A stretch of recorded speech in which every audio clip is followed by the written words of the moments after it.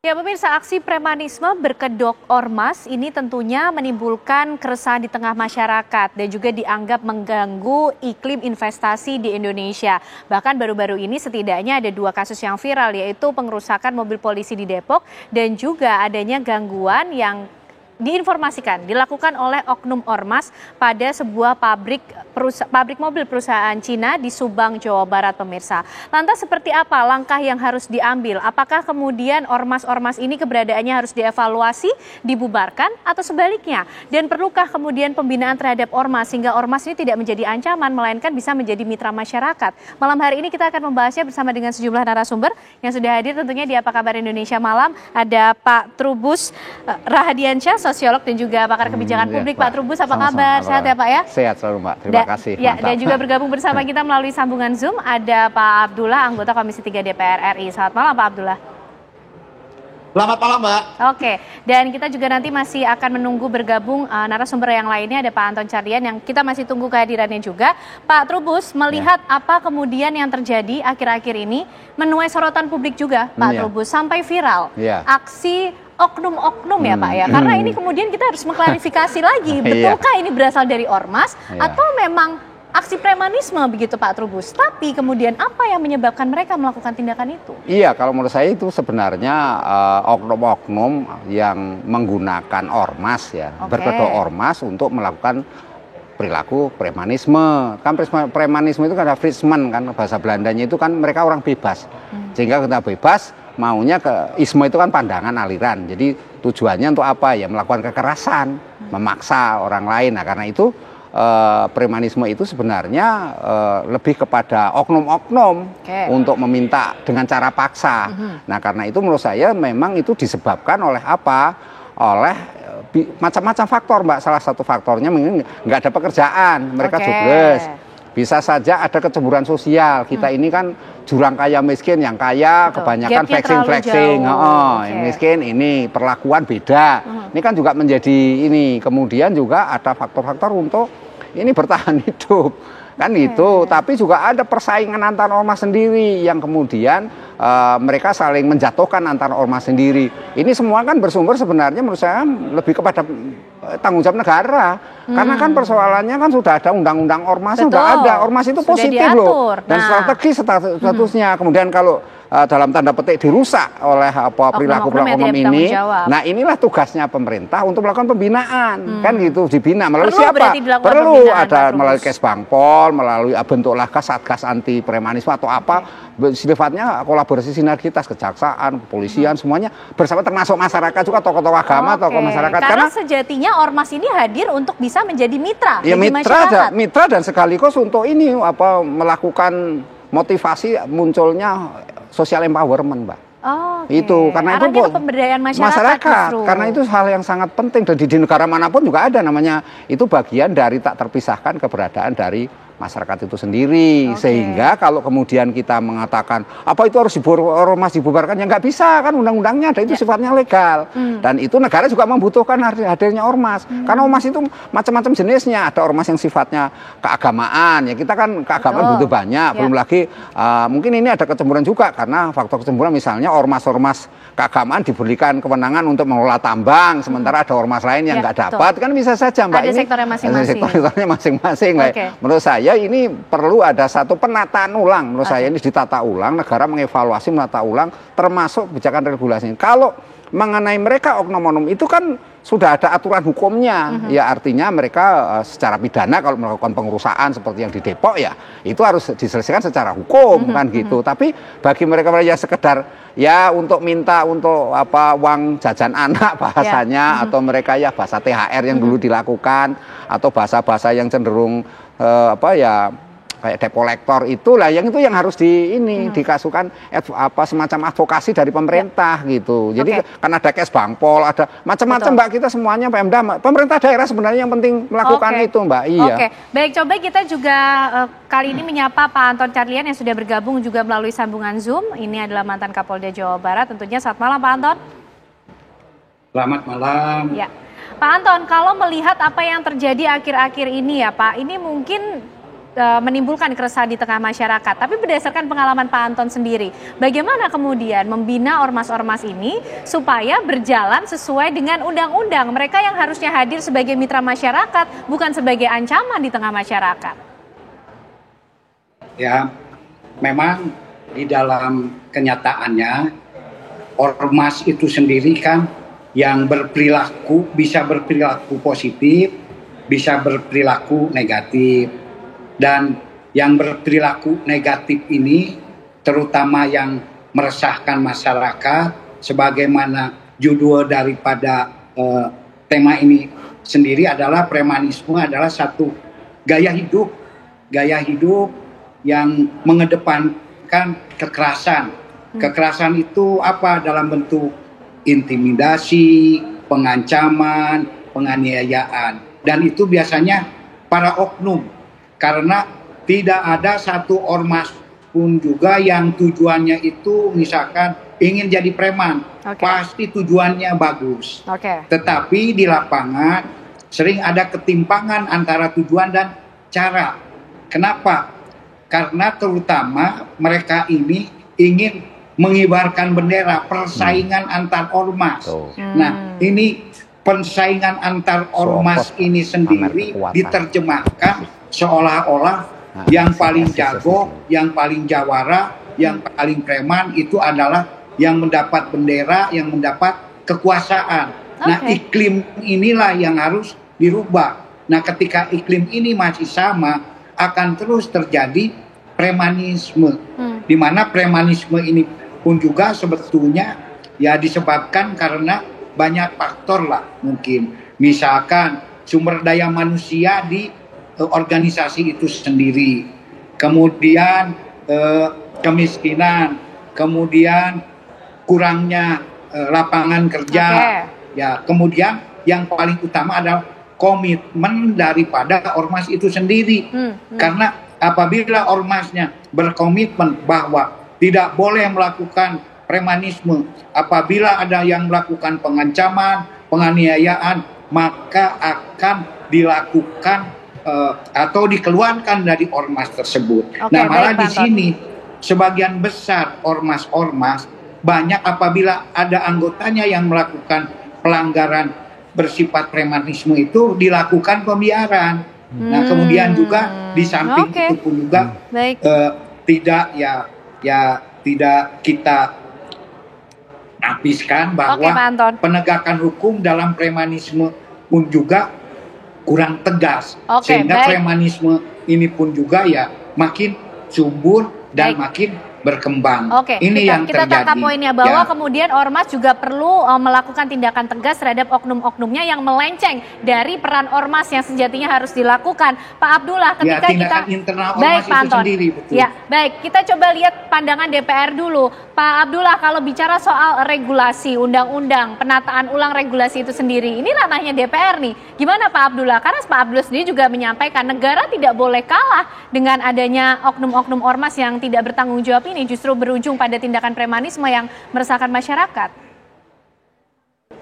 Begini Mbak, saya mewakili anggota DPR RI Komisi 3 yang pertama, saya mengutuk keras kejadian pembakaran kendaraan polisi yang terjadi di Depok. Oleh karena itu, kita sebagai mitra Polri memberikan dukungan total, penuh untuk mengusut tuntas dari akar sampai pentolannya harus diusut tuntas.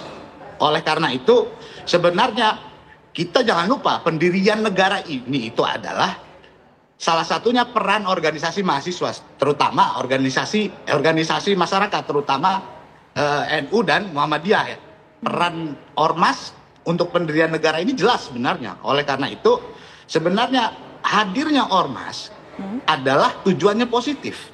Tapi kadang saya tidak setuju bahwa premanisme berkedok ormas. Kadang memang premanisme yang berlindung di balik organisasi kemasyarakatan. Oleh karena itu, perundang-undangan yang sudah ada harus mengatur secara jelas evaluasi berkala. Karena selama ini kan tidak ada evaluasi berkala terkait organisasi masyarakat tersebut. Ini karena waktunya untuk evaluasi, Pak Abdullah. waktunya momentum evaluasi total karena investasi negara kita ini terganggu terkait itu. Ya. Oke, baik Pak Abdullah, ini momentum untuk melakukan evaluasi total terhadap undang-undang yang mengatur tentang keberadaan ormas. Kita akan bahas nanti bagaimana evaluasi yang perlu dilakukan, pembinaan seperti apa yang kemudian perlu diberikan kepada ormas sehingga kembali lagi pada fungsi dan peran yang positif di tengah masyarakat. Nanti usai jeda pemirsa, kami kembali hadir untuk Anda. Ya pemirsa, sebelum kita lanjutkan perbincangan kita, kami hadirkan terlebih dahulu informasi tentunya seputar ormas yang menjadi topik utama kita malam hari ini, di mana sebetulnya Kemendagri memiliki data mengenai keberadaan ormas di Indonesia. Tertanggal 5 Maret 2024, data Kemendagri mencatat bahwa jumlah ormas di Indonesia ada 554.692, cukup banyak jumlahnya. Dengan rincian 1.530 ber-SKT, memiliki surat keterangan terdaftar, dan 553.162 ini berbadan hukum. Nah, ini kemudian yang menjadi dasar di mana kemudian undang-undang juga mengatur mengenai keberadaan ormas di Indonesia. Nah, Undang-Undang Nomor 17 Tahun 2013 ini pada pasal 2 menyebutkan bahwa asas ormas tidak boleh bertentangan dengan Pancasila dan juga Undang-Undang Dasar Negara Republik Indonesia di tahun 1945, pemirsa. Kemudian di pasal 6, ormas sendiri memiliki fungsi sebagai penyalur kegiatan sesuai kepentingan anggota dan atau tujuan organisasi. Kemudian pembinaan dan pengembangan anggota untuk mewujudkan tujuan organisasi serta penyalur aspirasi masyarakat.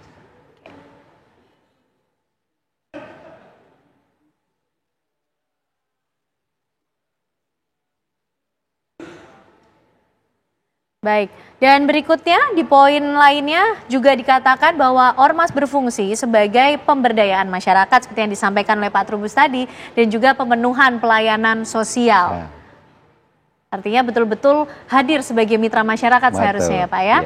Dan juga ada poin lainnya, partisipasi masyarakat untuk memelihara, menjaga dan memperkuat persatuan dan kesatuan bangsa dan atau pemelihara dan pelestari norma, nilai, etika dalam kehidupan bermasyarakat, berbangsa dan juga bernegara.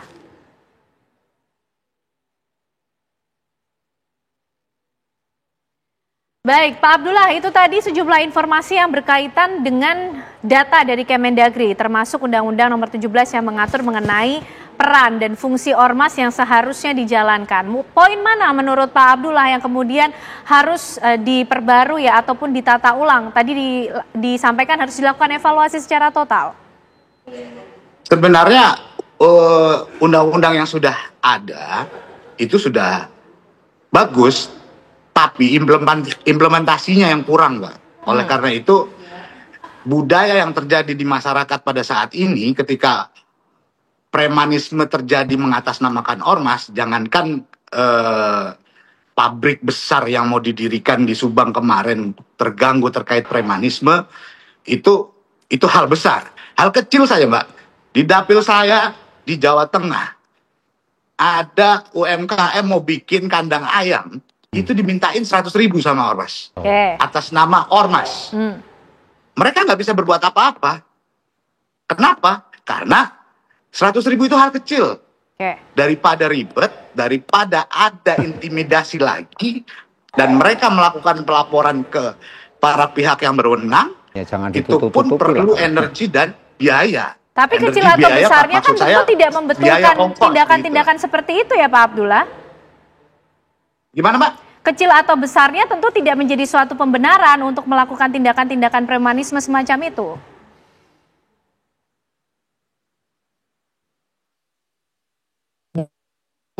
Bukan pembenaran, karena ini sudah yang dianggap wajar dan masyarakat kita terbiasa untuk tidak mau ribet, tidak mau melakukan pelaporan kepada pihak yang berwenang. Karena ketika melaporkan tersebut ke pihak berwenang, mereka takut intimidasi balik, begitu.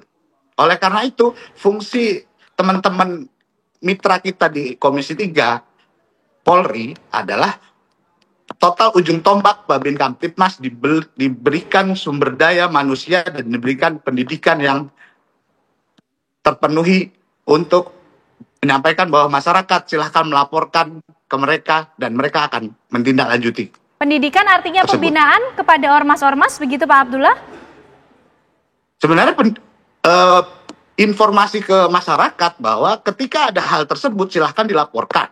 Ketika dilaporkan dan aparat hukum itu wajib menindaklanjuti. Oke, Begitu, baik. Mbak. Pak Trubus, bagaimana nih masyarakat kemudian yang diminta untuk bisa menjadi filter terhadap tindakan oknum-oknum ormas yang tidak bertanggung jawab atau premanisme yang kemudian dibungkus dengan nama ormas. Bagaimana Pak Trubus? Iya, ini Pak sulit ya, karena kan masyarakat pada umumnya seperti pasrah gitu, tak berdaya atau menghadapi itu, karena sikap masyarakat cenderung kebanyakan terus permisif toh, membiarkan itu terjadi. Sebenarnya yang ditunggu masyarakat hadirnya alat-alat negara, kan itu negara hadir untuk menyelesaikan terjadinya premanisme itu. Artinya dengan instrumen hukum yang dimiliki sekaligus instrumen institusi yang dimiliki itu bisa kan gitu. Artinya di situ misalnya punya ada Polri misalnya untuk menyelesaikan, kemudian ada kejaksaan dan sebagainya lah, APH penegak hukum itu kan ada. Itu sebenarnya dikehendaki oleh masyarakat, tetapi memang ini persoalan menjadi rumit karena seringkali masyarakat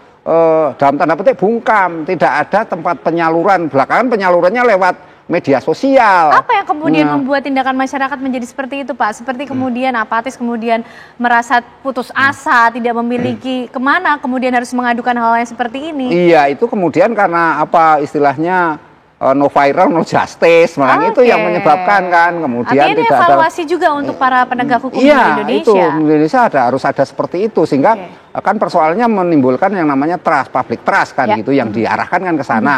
Tetapi kemudian ketika masyarakat mau mengadukan, tempatnya nggak ada, mengadukan pakai biaya, waktunya juga, belum lagi nanti prosesnya begitu panjang.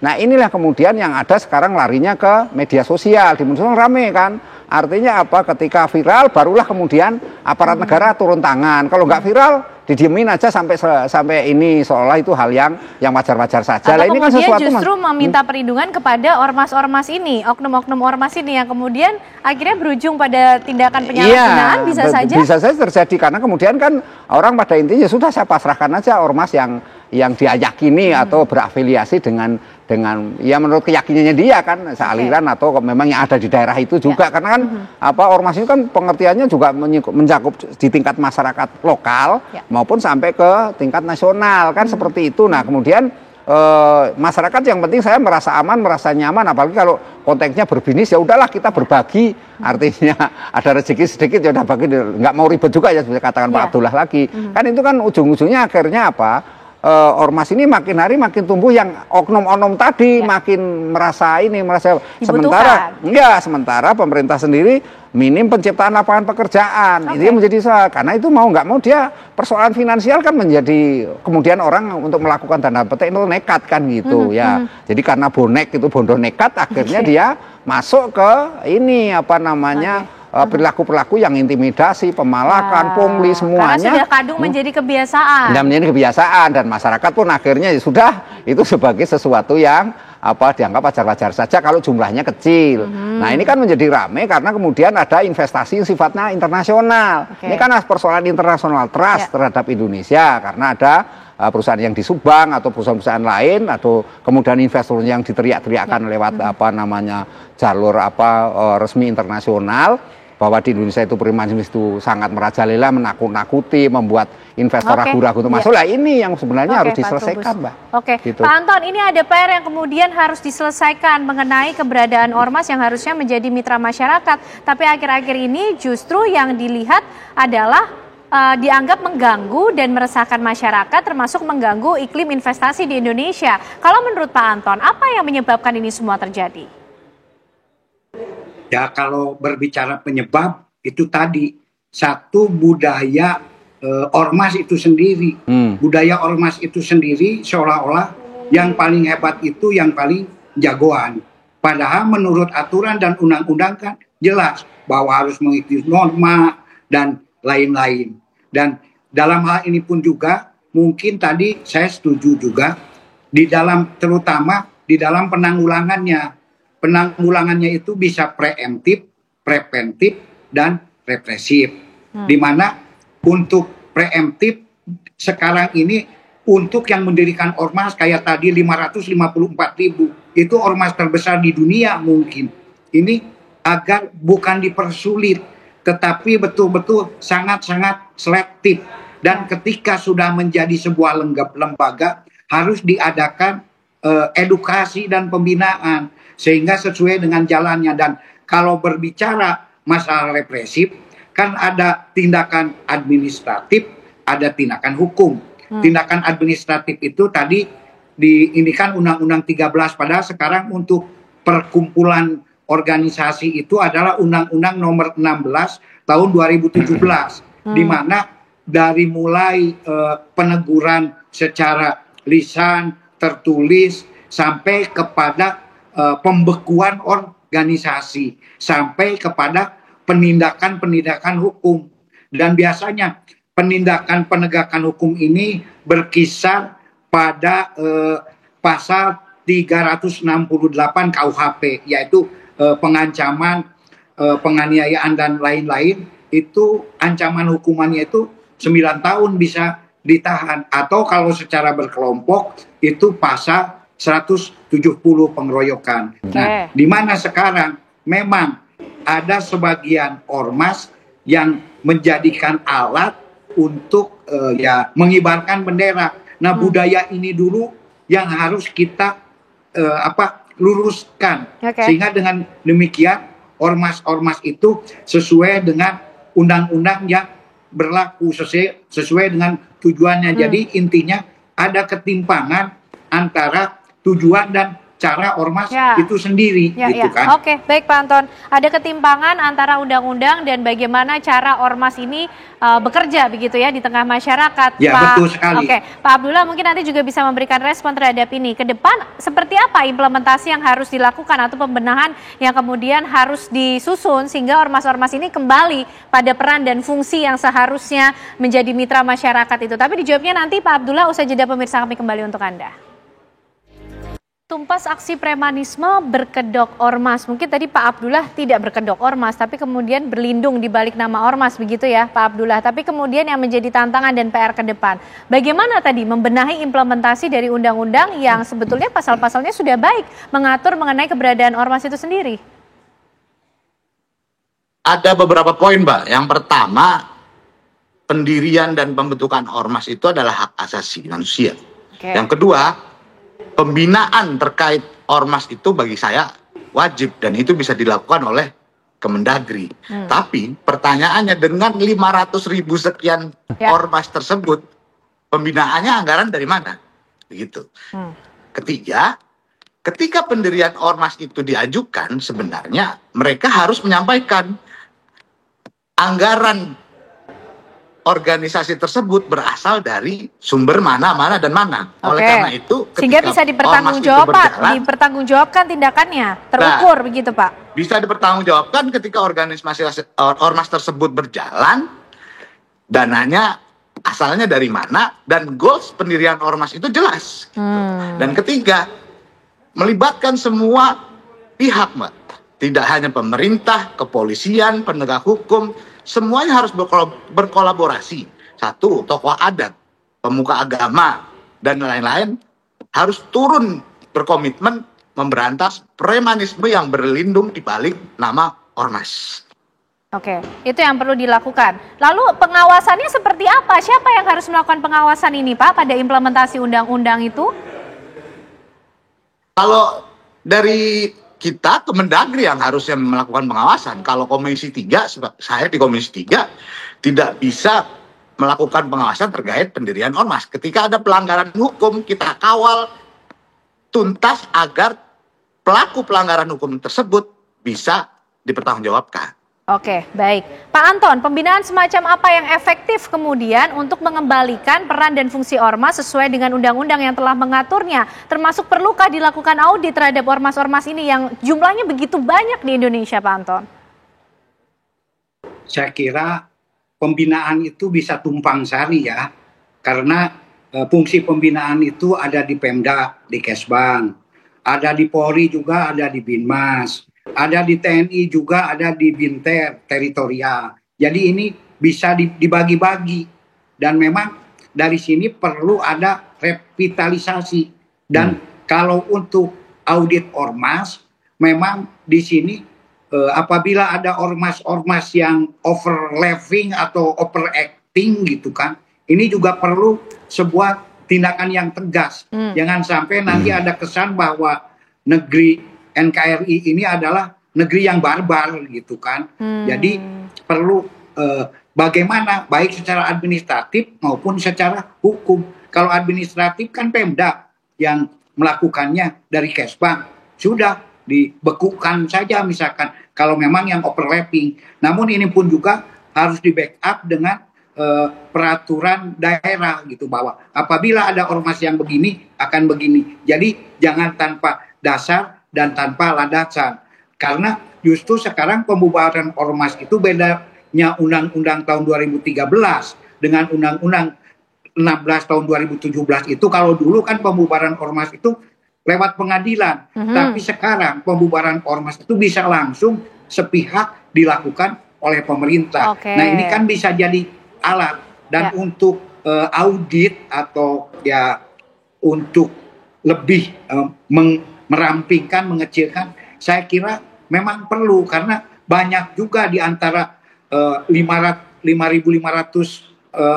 itu adalah ormas-ormas yang memang tidak aktif dan memang stigma di masyarakatnya itu meresahkan.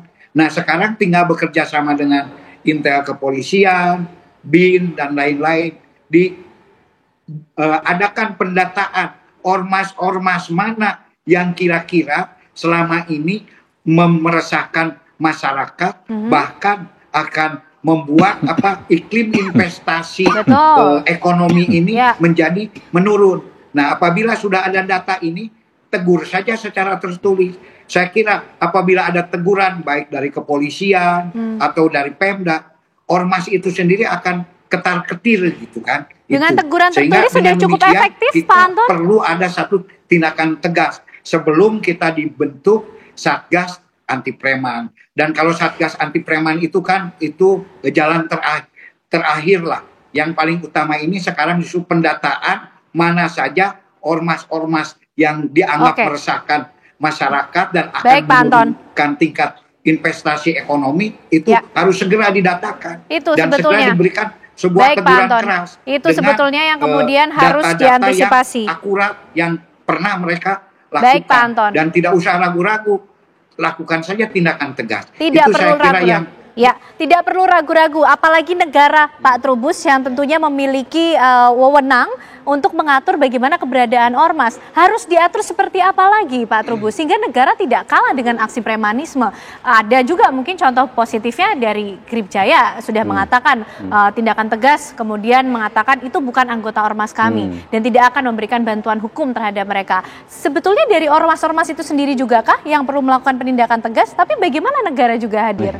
Iya, menurut saya ini yang harus dilakukan adalah tindakan tegasnya ormas itu sendiri dalam terhadap anggota-anggotanya.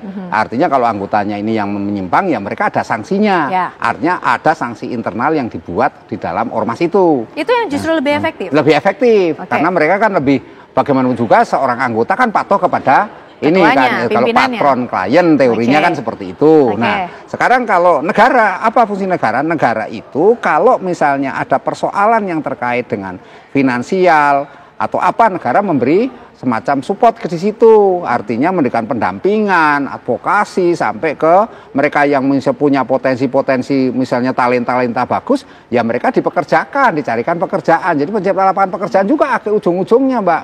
Sehingga mereka ini istilahnya tidak tergantung kepada hidup di ormas itu. Betul. Nah ini yang harus dipertimbangkan. Tetapi sekali lagi bahwa karena jumlah ormas itu banyak, kita kan nggak mudah kalau misalnya ini kan data secara keseluruhan. Nah, sekarang bagaimana ormas per daerah itu berapa? Dan biasanya misalnya kayak Kerawang, daerah industri, Mbak, ormas itu tumbuhnya cepat sekali gitu. Dan karena ini begitu mudahnya orang mendirikan ormas. Itu yang menyebabkan harusnya ini diperketat semuanya. Itu juga harus dievaluasi artinya, persyaratan pendirian ormas. Persyaratan pendirian ormas sekaligus bagaimana kemudian kelayakannya. layak nggak dia, kalau nggak layak jangan diizinin gitu. Artinya itu izin itu kan di Kementerian Hukum HAM kalau dulu kan di Kementerian Hukum. Nah, jadi kalau memang nggak layak sudah jangan diizinkan misalnya seperti itu. Jadi ada satu tahap-tahap di mana ada verifikasi terus-menerus terhadap. Karena itu juga upaya filter, Pak Trubus. Iya, upaya filter. Karena kalau kita hanya sekedar berkali-kali penegakan, kemudian sifatnya kuratif penindakan, itu tidak akan menyelesaikan persoalan. Karena kan tumbuh terus kan, ini kan ngomongin premanisme di dalam ormas ini kan seperti memutar kaset pusat yang berulang-ulang seperti temanya kan gitu di masyarakat nggak selesai, dan negara seperti ada pembiaran juga kan, munculnya kan seperti itu. Artinya apa? Negara membiarkan karena memang negara nggak punya istilahnya kemampuan untuk menciptakan lapangan pekerjaan, untuk memberikan mereka satu pendidikan yang lebih baik. Padahal ketika negara hadir, ini juga ketika negara hadir, ormas diatur dengan baik sesuai fungsinya, ini iklim investasinya juga akan menjadi lebih positif. Harusnya kan negara ke sana. Cuman negara selama ini berpikiran bahwa ormas ya itu urusan ormas. Artinya negara hanya sifatnya memberikan izin saja gitu, dan tidak sampai kepada pengawasan sampai terlalu jauh, internalnya memberikan verifikasi sampai ke audit itu juga belum pernah dilakukan. Kalaupun dilakukan hanya ormas tertentu saja yang dianggap punya fungsi. Nah, kemudian memang sulitnya adalah ormas-ormas itu sendiri ada yang kaitannya dengan kepentingan-kepentingan politik. Nah, ini kan juga harus kekuasaan. Nah, ini kan juga harus menjadi bagaimana pengaturannya agar ada kebijakan regulasi untuk mereka, sehingga penyelesaiannya tidak semata-mata konteks penegakan aturan, tapi juga ada political will gitu politik, intinya itu, Mbak. Baik, Pak Abdullah mungkin merespon apa kemudian saran lah ya, bentuknya saran dari Pak Trubus melihat fenomena yang terjadi di tengah masyarakat berkaitan dengan keberadaan ormas ini seperti apa? Adanya penegakan yang harus dilakukan, kemudian mungkinkah peraturan pendirian ormas ini juga perlu diperbarui sehingga tidak dengan mudah begitu ormas dibentuk? Yang seperti saya katakan tadi, Mbak, tujuan pendirian ormas itu harus jelas. Dan dari awal juga dipertanyakan juga anggaran untuk jalannya organisasi tersebut dari mana sumbernya.